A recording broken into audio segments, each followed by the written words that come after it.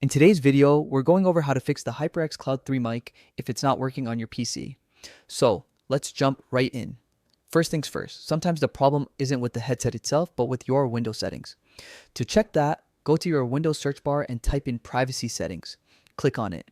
Then go to Privacy and Security. Look for Microphone under App Permissions and click on it. Make sure that microphone access is turned on and that Let Apps Access Your Microphone is also turned on. If you're having trouble with a specific app like Microsoft Teams, scroll down and turn that app's mic access on too. Next, let's make sure Windows is actually recognizing your HyperX headset mic. Back to your settings.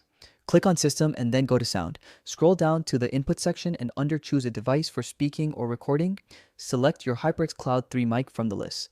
Don't forget to check the volume slider here. Make sure the mic isn't muted or turned all the way down.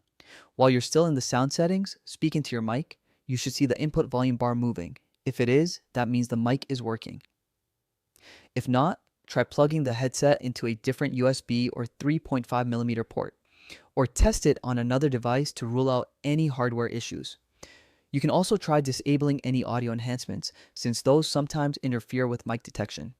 Another quick fix is to restart the Windows Audio Service, which can refresh the connection between the system and your headset.